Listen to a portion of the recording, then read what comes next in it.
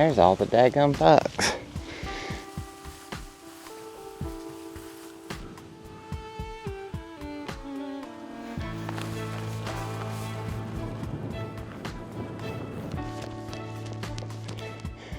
Going up right through there. See him? That's what you call the old bed stack.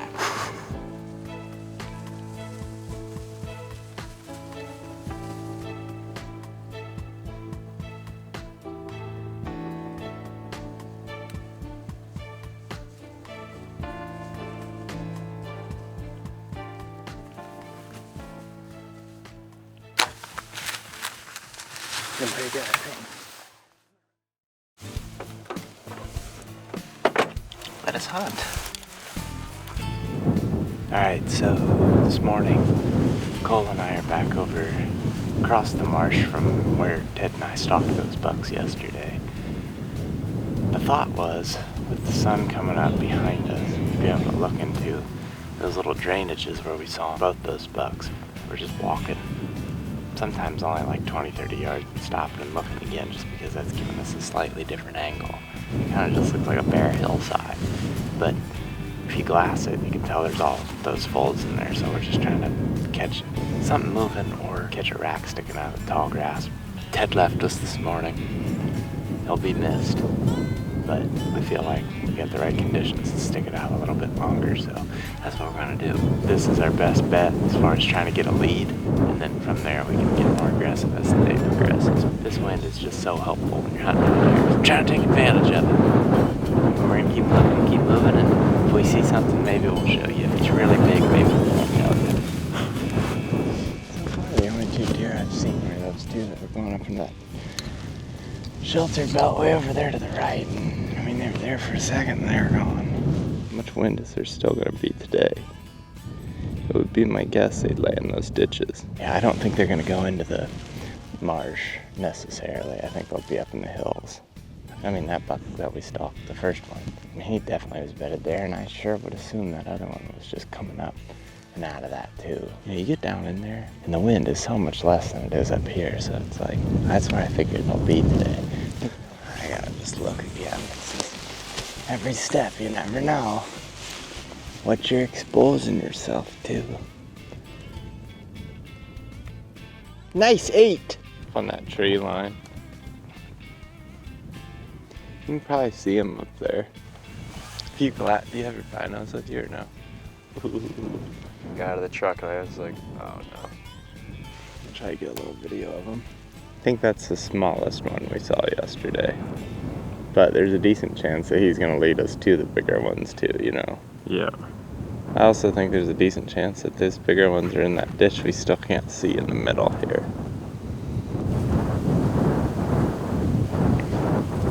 Yeah, I see him. Barely, but I see him. It's hard telling what he is. Oh, there's another one. Another buck. They're both standing on the edge with their head up in the... Oh, there's another buck behind him. There's all the daggum bucks. These guys here.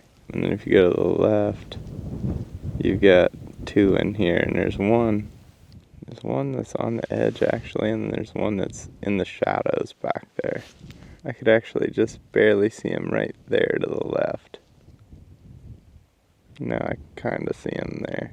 You can barely see him move every once in a while, but that shadow is him. See him move there just barely. For a buck. See 4 of them? Total, yeah.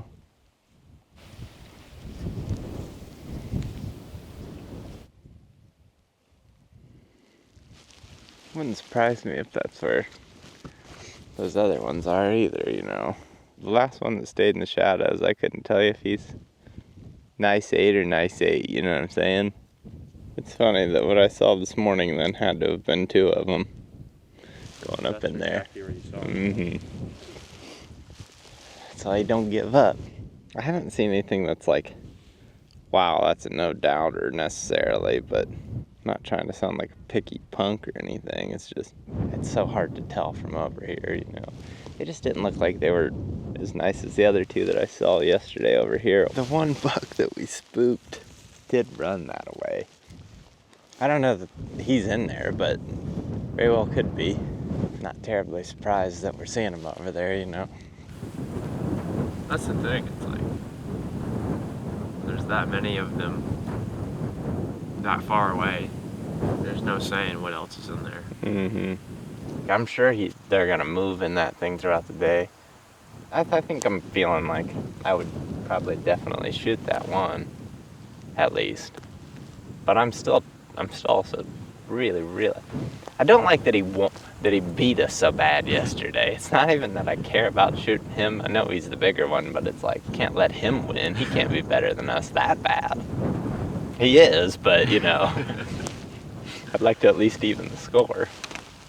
But it's like, bump, where's the next best place? Because that way there ain't much. I mean, it's like, unless he runs to the corn, which he very well could, you know. Especially in something like that. Mm-hmm. Given the rest of the options they have around here. Yeah. Or he circled right back down into the marsh, and we just didn't get over there fast enough to see him. And in which case, he might come right out of there again tonight. But it's hard to commit to that when you know there's 4+ bucks in that. It's just a chess match out here. The only thing I'm now wondering is do I want to keep investigating or do I want to go back to camp and work? I don't want to work. Kids don't want to these days.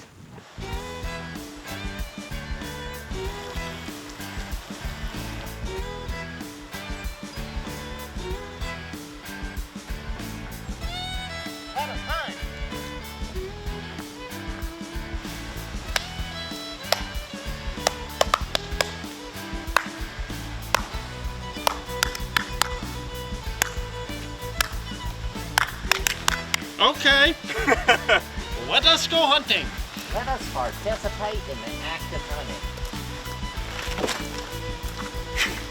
Are you ready to participate in the act of hunting? Oh, we're ready. I need to tighten these boots if we're gonna get to falling in holes. Oh yeah.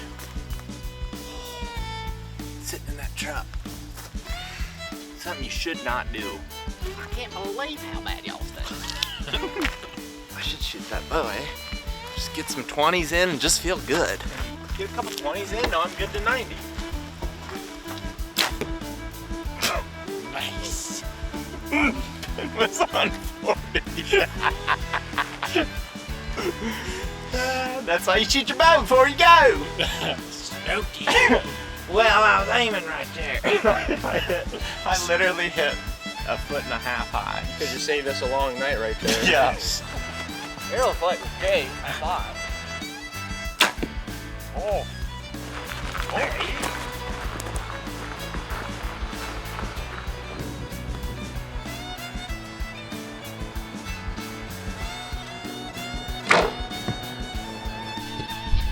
We keel. Yeah, we keel. Let's get it. Ready?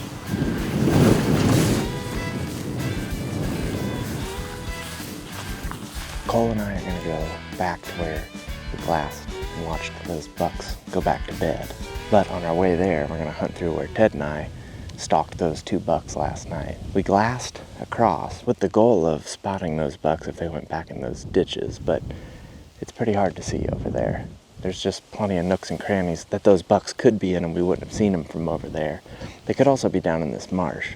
So along the way to those bucks that we saw going to that bedding area, we're just gonna take advantage of these conditions and kind of hunt aggressively like Ted and I were doing yesterday, checking these little drainages and the spots that we couldn't see from across. There's always a chance that a buck moved in there too, especially on a day like today where it's real cloudy and breezy, and I don't know, deer in general are more likely to move middle of the day, but I don't know, that could be just that. Who cares? It's boosting my confidence. Hopefully it boosts yours. They're at home and Cole's, you know. I think we'll just get to that bush, start glassing the marsh, and then ditch hop from there. That was where we were. But like I've said, he wins. They think they're better than us. Maybe they are.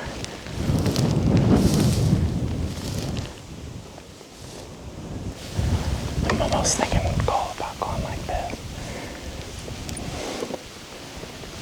go to that tall stuff so they don't see us coming down this edge. And I think it's low odds, but they're pretty talented. Big old sun been laying in there.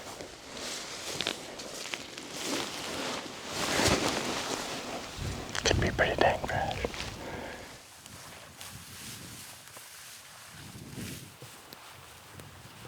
Feels like it's right there now, but it's still 0.8 of a mile. It's definitely still a walk. Oh, I see a deer. Probably gonna be a buck. Let's get over in here, right here. I can't tell if it's a buck from here or not. Did I give them things? 0.8. 0.8 a mile. Whatever it is, it's just to hold it straight down in there. Do you think we should drop to this edge and try to take that and stay low? Or do you think we should go down this road and cover ground fast? Or do you think we should go high? These marshes and all the hills and everything, it's just how they use both of them is still a mystery to me. 1 minute it's like they're up there, next minute they're down here. And it's like, I'll just do our thing. Going along the trail. Another deer. 2 trees straight below it. Could be a herd of nice 8 coming down. Oh, there's 2 there. Yeah, those gotta be bucks. I can't tell much about them, but by golly, they gotta be. Alright, well now what are we gonna do here? I think we might have to walk in this ditch. It sucks, but we'll just stay low. Try to get up there 3/4 of a mile or so. Oh yeah, we're just gonna be loud, but it ain't gonna matter because they're way up there. But I think if we just kind of hunker down and try to keep eyes on them, we're actually in a pretty dang good position. They look like big deer to me, so I'm sure they are. Alright, let's hammer it.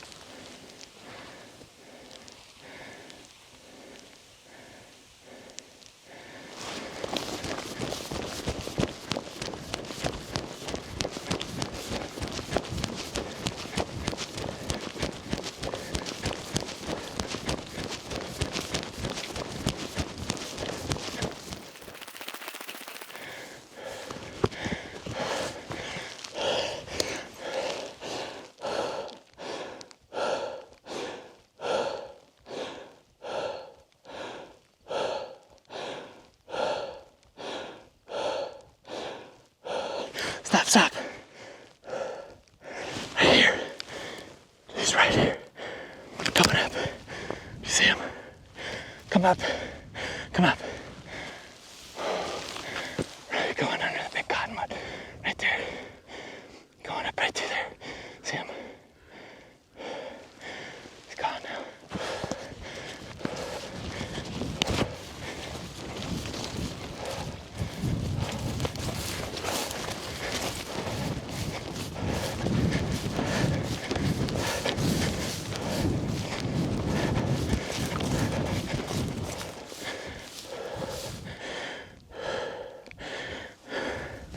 That's one way not to tiptoe around it. That's him. You good after all that? No holes.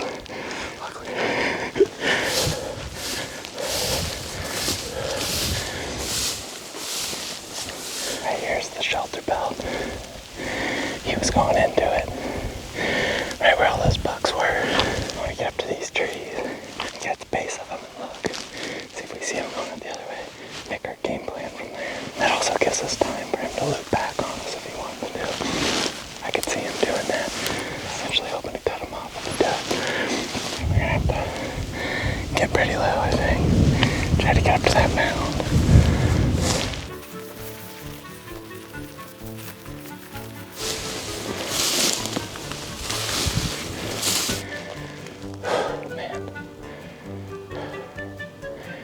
Well, guys, that's just your traditional bow hunt, you know. Get out there, chase him down. So,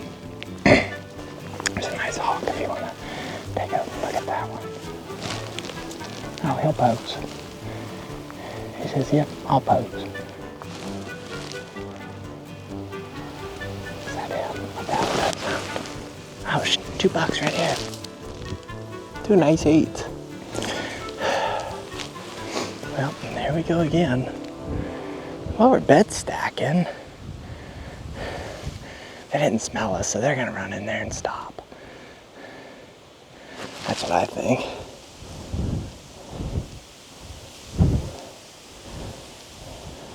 Bumping the heck out of them. I had a suspicion that they might be there. That's why I went so slow here. I honestly think they could have been 25 yards right there. I think there's a decent chance that big one's in there and now these 2, so who knows? Yeah, I mean, you guys saw we bumped a big one. And we bumped 2 other pretty big ones. I'm really not even that bent out of shape about it, to be honest. You know, we weren't gonna get them over there if they were over here and down there anyway, so. Just pushed them where we wanted. We really just pushed them where we wanted. That's what you call the old bed stack. So it's pretty good odds that there's one in there. Just gotta catch my breath. That was an intense run there. All of a sudden, we're full tilt sprinting to there. You know what I thought? I thought, if you're gonna run with your back towards me, then I'm gonna chase you. And he never looked back. I kept thinking he'll look back. So I just kept running. When I got to that bush, I saw him cut up. I don't know if you ever got that. And he came up, like straight up that line of trees towards those bigger cottonwoods. Here's the thing, if we would have not chased him, we wouldn't know that he went up there. We could have been that far behind him because he stopped one time that whole run. Stopped and he looked back and he's like, I'm good. And he just kept going right up there. And he slowed down after that. So my guess is he gets up in there and he, yeah, maybe he does make a move, but I'd say there's a decent chance he's right there. I'm not saying bumping deer is ideal, and I think to a lot of North American whitetail hunters, it's kind of the end of the world. But by golly, we watched him run into the bedding area we wanted him to be in now, so like, let's kill. So I think we'll drop here and just kind of get up there. We're probably in the best position we could be in. That's what I think, but he can do whatever he wants. We're gonna kill him. I almost feel like we gotta push up to that corner, don't you? Seems like those other deer that we saw too were down in that bottom, that were headed down, and I think those are bucks. I think we gotta take that. Just hope we don't bump that big one again.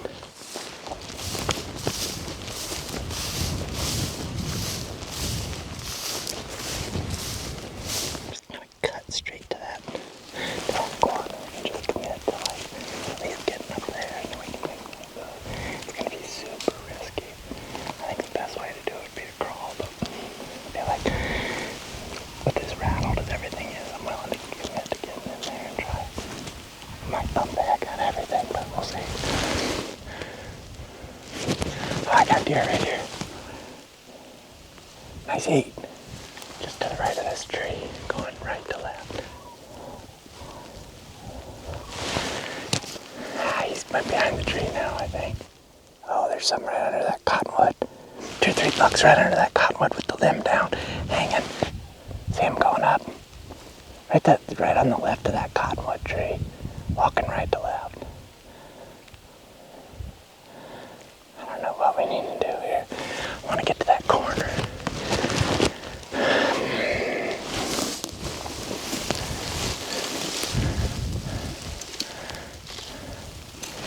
We might be able to just go right for him right here.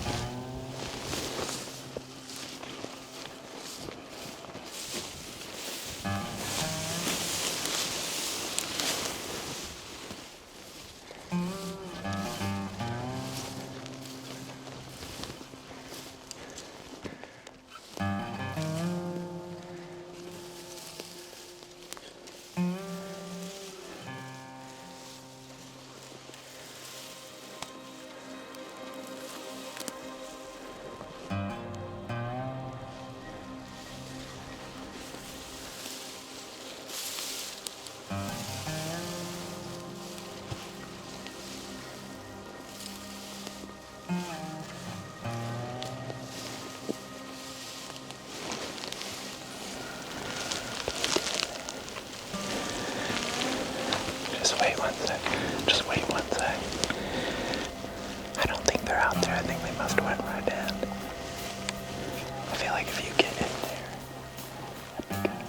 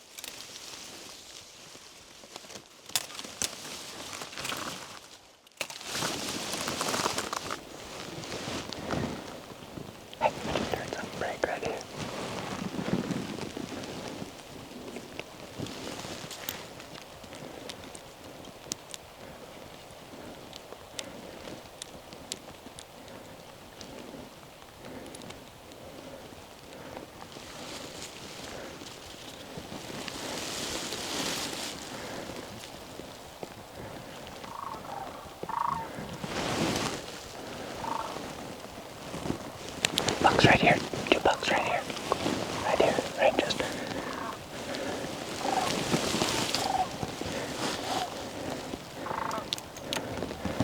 Right there. Coming right here. Coming right here. Do you see him?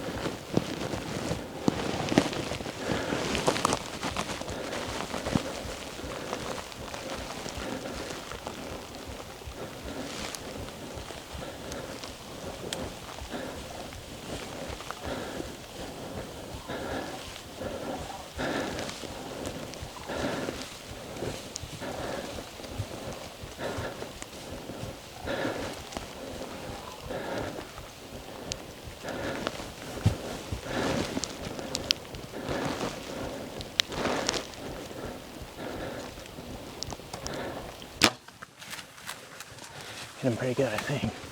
I'm gonna run out here to the right.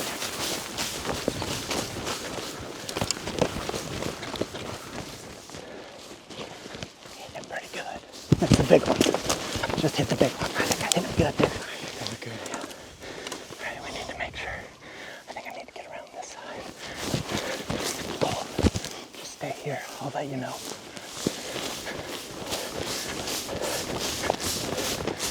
Oh, watch that way.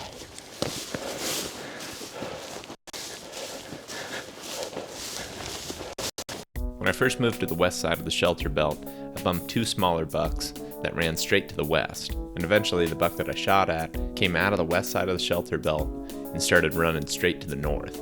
He was headed right for a standing canola field, and I was worried that he was going to make it into that field without us knowing it. In the heat of the moment, I was thinking if there wasn't a lot of blood to follow, and he got out into that field and laid down and died, it was going to be really hard to find him, and it was pretty unlikely that we were going to get permission from the farmer to do any grid searching out there because we would have destroyed the crop field. So I watched the buck run to the north, but with the bright setting sun behind him, I eventually lost him. To try to keep eyes on him, I followed him straight to the north along the edge of the shelter belt. Just as I got to the end of the shelter belt, I bumped a deer. I wasn't really sure what that meant at the time, and I didn't think that it was the buck that I had just seen running to the north, but I pinned the spot. That way, if we needed to go back and check it out, we could, and I proceeded to go up to the fence line and watch into that canola field to see if the buck was out there at all. I stayed there till dark, but never saw the buck, so I went back to meet up with Cole to make a game plan. I mean, first off, dude, that was the most incredible hunt I think I might have ever had. I mean, they all are. You say it every time, but dude, that was so sweet. So, when I left you here, last I had seen was him. It looked like him could have been a different one. It looked like a deer struggling into the brush. And I thought, oh, he's gonna go down in there because he had just made it out of sight. My initial instinct on the shot was like, good. So he would have been like, if you're me, it was hard quarter 2. If anything, he wasn't head on. He was like here. I think your impact's here. Which would be perfect. Yeah. And he jumped, and I remember seeing that arrow right in, like, it looks like it's buried all the way up to, like, at least there. I ran to the other side, and I bumped 2 of the bucks. And they ran out, and I didn't see any other ones. I'm like, well, there's 2 of the 3 or whatever. Well, then another one ran out, and went that way, and then went that way. And I thought it was him, but the sun was going down. I mean, I could barely see that way. So I took off running, and I did bump one deer down at the end of it that plowed out of there. I pinned it, but basically to know where to go to look for a bed. But I have no idea. It sounded great, too. It sounded like it just went right through all those bones in his chest. Then you'd think it would have hit an artery. Like you said, the only thing I'm concerned about is more the lung, but I'm pretty sure. I mean, I can show you. It's just so hard to say. I don't see it poking out, which is important. I mean, can you even believe that, like, all that went down with those bucks right there? I honestly was on the other ones until I saw where you turned. Yeah, how crazy was that?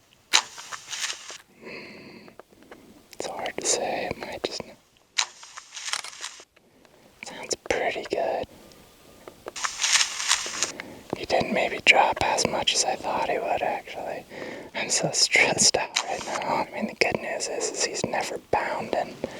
Like, see how these other bucks, like, do the big bound? He just is, like, slow. Yeah. He's digging. Yep. As far as my decision to go after him, too, I don't think that's right every situation. I know there's going to be people that are bothered by that, and I think in some situations I would be too. The thing is that I just wanted to see if he left that, and I think that is a big lead to know that he went that way. I think the biggest thing is how fast did it come back out of his body cavity.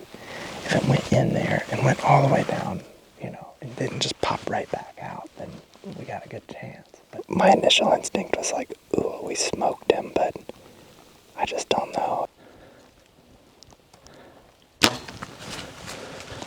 Hit him pretty good, I think. Dude, great work today. That was a lot of fun. That was an insane hunt. That was probably the craziest one I've ever had. Yeah, I would say it's up there for me too. I mean, the chasing, the bumping, the chasing, the final move, the getting in the setup, the fact that I was drawn on these ones at like 3 yards and went to this one. I mean, how crazy is that? I actually thought, Cole, that he was hard shot. I thought he was going to crash right there. Oh, and I never got drawn because I thought he was going to eventually look at those other bucks when they were sparring. And he just, like, never really did. Right? Like, he just kind of stood looking. He did spook. Like, right at the very end. yards right at the end. So I was like, well, he's not going to get any closer. It seemed like, I think you had no more than another second. Yeah. I want to look at the blood and then I want to watch it. Yeah, it's hard. That's kind of hard to say, but it doesn't look terrible right there. I would say it by no means looks great yet. I almost feel like we gotta go watch it. And it's literally right on the cusp of being enough or not. You don't think if you hit him low, you think it would have zipped through farther than that, don't you? Or no? He's more quartered, or he's more head on than he is quartered to, I would say. But he's definitely butt more to the right. It's been just over 3 hours since we shot. We're going back in to go look at blood better, and we're just gonna kind of trail him like he's dead until we feel like we need to leave. The thing is, I feel like I saw a buck leave that shelter belt on the other side, but I saw 3 bucks, didn't see one leave. There's a chance that the shot is good enough and he's dead in there. There's a chance that it's not good enough. We just can't quite tell from the footage, so we're just gonna try to investigate that blood a little bit further. So let's head in. Can you see that, Mitch? You might have to film blood Mitch can't see. Probably not a bad idea. It's getting better. We're getting bubbles here. Quite a few, really. See how that's got bubbling by that stem there. Not a bad sign. No, that's definitely better blood. 2 really nice bright red spots right here. But that's looking more like what I would expect out of a frontal. There's another one equal size right here, where it's dripping, but there's also like frothing bright redness to it. So that looks a lot like the elk I shot frontal. Really bright. It's a good sign. I mean, the blood is picking up. Mitch can probably see it. I can see this. He can't lose this blood for forever. He's gonna have to shut it off real quick, or he's gonna be dead. My confidence is like skyrocketing. I've never seen someone bleed this much for this long and make it, so. That thing I jumped was right there. Seems like I jumped him now. I don't know if it's good or bad, but it's what happened.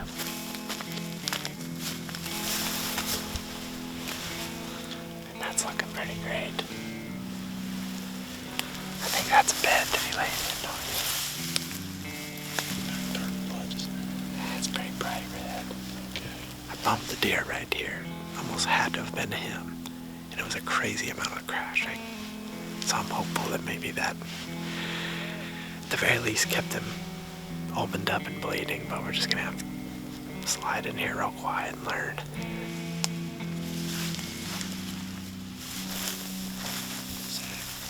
I just have a feeling that he might be in that. Oh, he definitely is. I mean, I think we're gonna get down there and we're gonna see him one way or the other. I agree. So, just asking you if that's what you want to do right now. He might die there. Yeah. That could be his last bed, or we could bump him to who the hell knows. I agree with you. I don't know. It's your call. I think it's a really, really tough situation to be in. I think we hit him well enough that he is gonna die. I'd rather see that swamp in the daylight when you have a bow in your hand. I agree. I actually feel incredible compared to what I did at camp. Yeah, I think it's a dead deer. Just a matter of if now or later. Right. Or, yeah, if coyote's on him or not. That's the biggest issue. I was just gonna say that's the only counter argument you can make. It's not an easy call. You ran in there and bedded, and he kept bleeding. And it's not slowed down really at all. I think I would agree with you about go down a little. The plan to get closer to the cattails and at least see. Leave a little more human scent closer to him if he is in there too, if the coyotes. We're just one more second of saving him potentially from the coyotes, you know. Yeah. Our last option is just to we could go back, take a nap, and come back. Is about what we're good for. I mean, there's obviously the risk of coyotes, but I also think there's the risk of bumping him. I think now that sun gun went into there and it's got him hard right there. It seems like it's in there good enough. I just think now it's like it's probably clipped some arteries and hit a lung. Aside from it just being an absolute single lung, like he's gonna be either dead in the morning or we're probably gonna be able to follow him up in the morning pretty swiftly. That's like worst case scenario. But we can't do it now, and that's like what Mitch is saying, and I can buy that. The only downside's dead come dogs.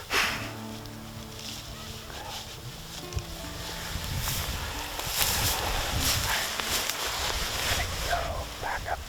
You guys want to go to the other side of the shelter belt? Hug the backside. Yeah. Sorry, I'm blasting you guys with light. So after only a few hours of sleep, we got back out there before sunrise and took up the trail. We picked up right where we left off and the blood was still really good. We were feeling confident that the buck had died pretty quickly after the shot. We probably would have found him dead in that first bed, but because I bumped him, we didn't want to risk bumping him again that night, and that's why we ultimately left for a few hours to get some rest. And at the time, that was making us feel even better about our decision to leave because we felt like there was a really good chance that we were going to find him dead in the next place that he decided to bed. But as we were moving along closer to the marsh, we started noticing that there was a ton of coyotes that were acting a little strange. They were kind of just generally hanging around us, and even though making us feel like they should be able to see us, they would never really go that far. Mitch stayed up on the hill to have a better vantage. That way, for some reason, if Cole and I bumped the deer and didn't know it, maybe because we were too focused on blood or just couldn't see from down where we were close to the marsh, Mitch would then at least be able to see the deer and know which direction he went. And while we were in those two different positions, Mitch was filming a ton of different coyotes. We all started to notice this, and it seemed like they either knew that he was dead in the area or they knew that he was close to dying. But either way, there was definitely something unique about that situation, and we were all definitely thinking that they knew something that we didn't. We followed blood easily right down to the edge of the marsh and started working parallel to the cattail edge. For the most part, the buck was walking or maybe on a light trot, and it was obvious that he was bleeding out of the entry hole, and I would describe the blood as extremely bright and spraying. And even if he was stopped, it seemed like it was spraying out of him. There would be a huge pool of blood, and the color of the grass went from green to solid red. Our confidence was just constantly going up, and we were feeling like it was a good shot. Because the blood was so good, we moved down the trail pretty quickly, right along the edge of the cattails, but eventually we hit a point where there was actually too much blood. Just a couple hours in, we hit a point where the blood was going in every direction, in about a 50-yard by 30-yard area. The first time I went through the spot, I tracked around and made a circle and ended up facing right back the way that we had come from. The second time, I went through and I took a different route. And the next time, a different route, and a different route, and a different route. until both Cole and I were both moving around in this same area, trying to figure out which way the buck had went out of that spot. There was one bed in the middle, but otherwise, blood was just kind of scattered around in the area, pointing in a bunch of different directions. Eventually, I decided that I was going to go up on the hill and give Mitch an update and just take a break from staring at the ground. And just before I did that, I picked up on some blood that was headed back the direction that we had come from that we hadn't seen yet. Once I found that, I decided to go up and talk to Mitch. I went up on the hill, updated Mitch, and we decided that it would probably be in our best interest to get on the tracker app and request the help from a dog tracker. We also talked to Shane Simpson on the phone to get his opinion on the situation. Shane was still realistically optimistic, and that helped us feel even more confident. Point, as far as we know, the point's still in him, but he's ran about 9/10 of a mile. So, okay. Well, that ain't nothing. Yeah. Not in open country. Right, that's the one thing that's got me feeling better, and then we're just stuck on this part of the blood. Like, it's actually it hasn't never been an issue of finding blood and following it.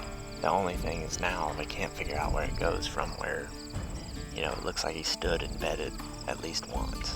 How well can a dog do in cattails? From my experience, that's the easiest. Perfect. So that's about the only thing he can hide in. So once we got that squared away, I went back down to Cole, and we picked apart the blood that was going back the way that it had come from originally. The fact that we had eliminated all other directions, we were finally able to confirm that the buck had went back the way that he had come from, and we were able to follow 2 parallel trails for about 10 yards, and eventually the buck got back on the same exact trail that he had come into that area on, and that's when things got extremely tricky, and we really weren't able to get much further than that, because with blood going both directions on the same trail, we weren't really able to differentiate what was the trail coming in and what was the trail going out. While we were doing that, Brandon, the dog tracker, picked up our request on the tracker app and said that him and his dog Geo would come help us out.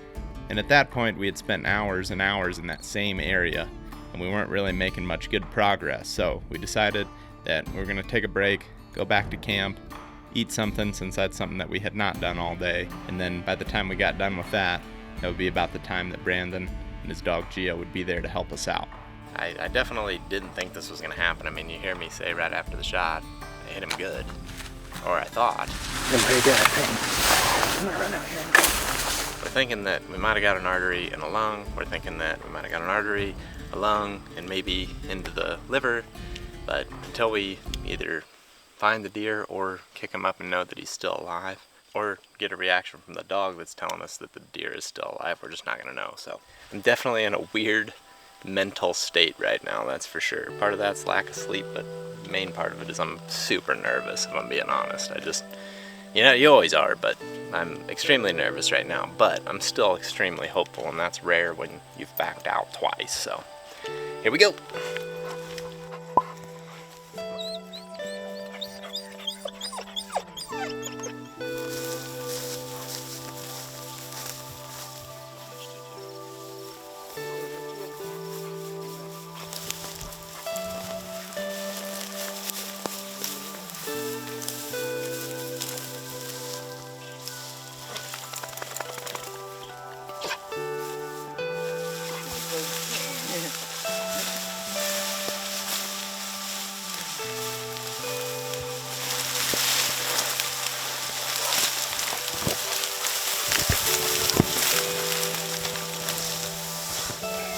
Oh my god!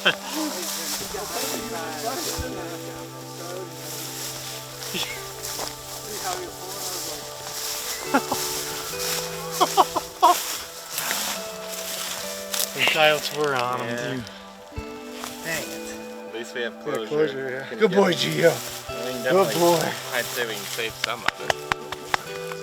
Dang it. Thank you. That was awesome. I'm glad I could help you Man, guys. I can't believe that. Coyotes Oh, this got where you me. shot Dude, but I mean that sucks, but Good thing we didn't just go straight there. Dude, nice. yeah, that was so. That was It so. is That cool. was. As soon as you start pulling that way, I was like, Oh yeah, I could tell something was changing all of a Yeah. sudden. Dang it, man.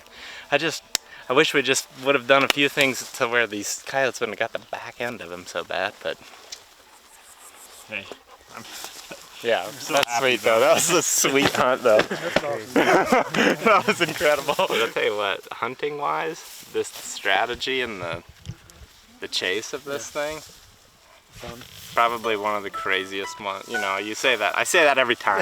Yeah, the chase and I guess just like bumping him and then committing to getting up into the setup, even though, you know, we really didn't know if he or other bucks were going to be in there. It's just wild. And then to see him coming through the grass after I was already drawn on a different buck, you know, it's like, you were committed to the other buck. yeah.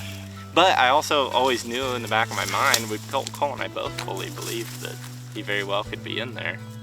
And sure enough, right there he is. That's so awesome. First velvet buck. No wear and tear on it whatsoever. Thank you, pup. You don't really know how much that'll end up meaning to all of us. That was pretty awesome.